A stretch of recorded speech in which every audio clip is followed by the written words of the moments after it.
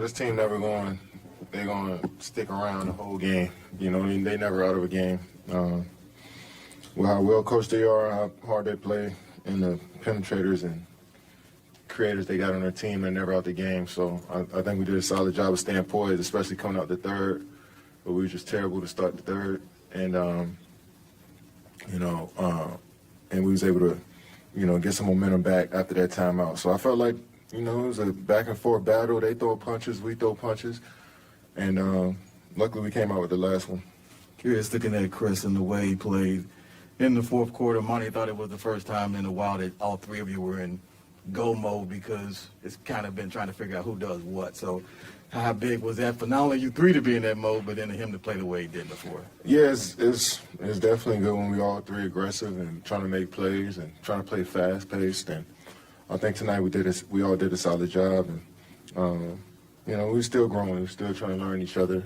We're still trying to figure out the best way for us to operate around each other. So, but it always helps when the shots go in, So we was able to see made some big shots tonight.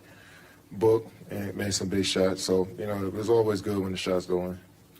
To that point about the shot making, Monty's talked a lot about how in the playoffs sometimes it just comes down to being able to get a bucket and stop your guy from getting one.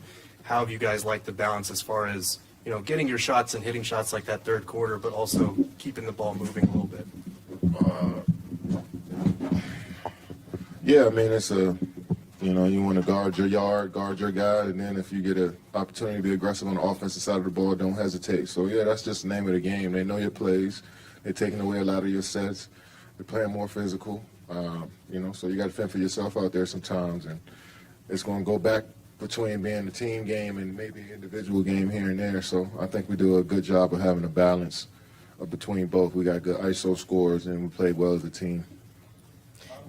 Kev, I think you've played 40 minutes in 13 straight playoff games now. Is it, I think it's 44, 45 tonight. Is that something you could handle at this stage or this early in the playoffs, or is it you need to pace yourself? Or how'd I look tonight? All right. Damn. Talk to him. Yeah, so, I mean, I felt great, but I missed a lot of time this season.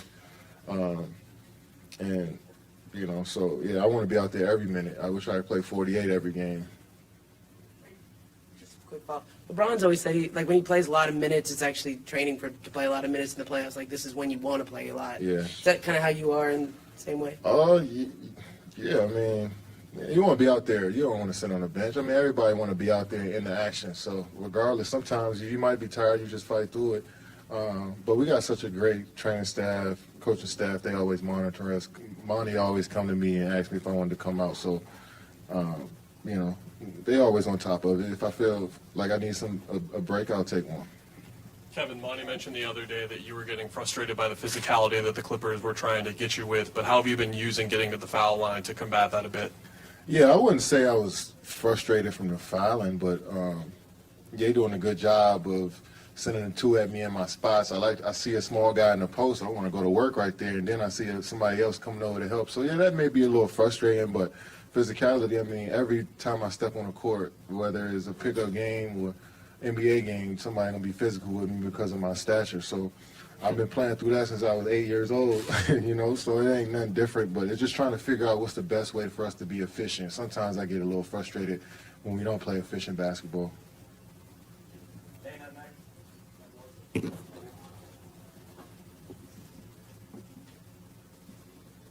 Kevin, Monty just mentioned that he's never heard as much criticism for an MVP player as much as Russ gets. I mean, what do you think about that, and have you spoken to him about that? We are back. The Clippers dropped this one to the Suns. Let's head back to... The way he's been playing is, since he got with the Clippers, showed everybody who he really is. I feel like the only people to do that, too, is the people who don't know basketball. Fact. You know what I'm saying? And don't know what it's like to compete. I know, for me, Russ is one of my closest friends. You know what I'm saying? And so people that do that and talk crazy probably wish they could be in that situation. You know what I mean? So, yeah. Chris wanted just to ask about the shot that you took. Did you think the shot clock was about to expire on that? Absolutely. I didn't know the ball hit the rim. Okay.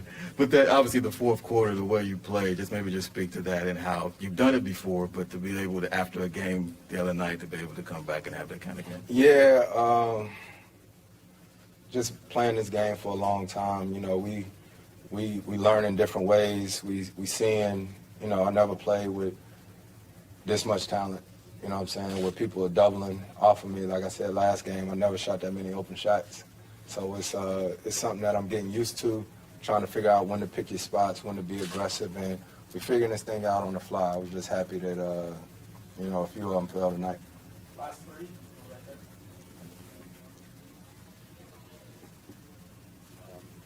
Kevin, I know you've been asked variations of this, but this would have been the sixth time that you and Kawhi would have played against each other in a playoff series, which is what you see kind of, you know, historically legends are made of, you know, back and forth and all that. From a competitive standpoint, how disappointing is it that, you know, for the third time in a row now, you guys aren't able to have that head-to-head? I'm more disappointed that Kawhi is injured again, you know, more so than the matchup. Obviously, that's always fun playing against an all-time great, but I don't know Kawhi that well, but it seems like he loves the game, loves to play, just loves to hoop on this stage, especially around the playoffs. So I'm more disappointed for him that, you know, he's not out there doing something that he loves. But it's also fun, you know, getting a chance to compete against him. Well, not fun, but it's a challenge, getting a chance to compete against somebody like Kawhi. But I hope he gets back out there soon and him and PG get back healthy soon. Why is it fun? I mean, you see how he plays. I mean, you know, he's tough. You got to be ready every possession. You know, so it's nerve wracking. You know, if that's the word I could use. I wanted to ask both of you.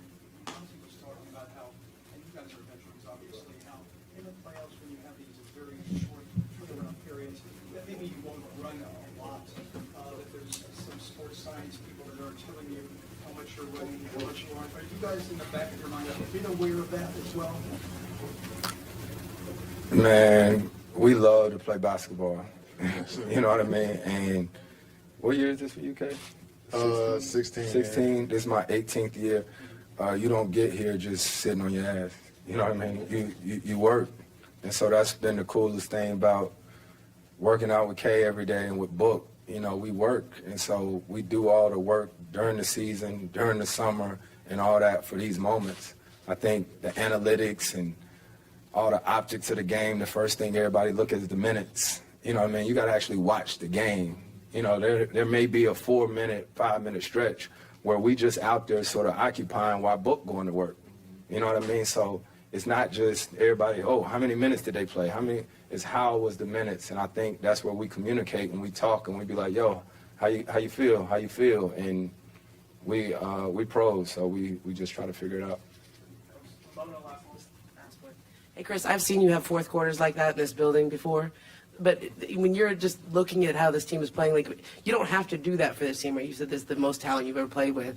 When do you decide, like, okay, I need to score 12 points in the fourth quarter like that? And how's the game going? I don't think you decide that. I think the way the third quarter started, I was pissed. We all was. We was on the bench sort of going at each other, you know, but it's healthy, you know, and just try to get us going. And I try to get myself going defensively, you know what I mean? And so the shots, they're going to come. We practice all day long. All day long, we practice for those situations. And so when they come, you know, you live with the results. Thanks, Jeff. Yeah, thanks.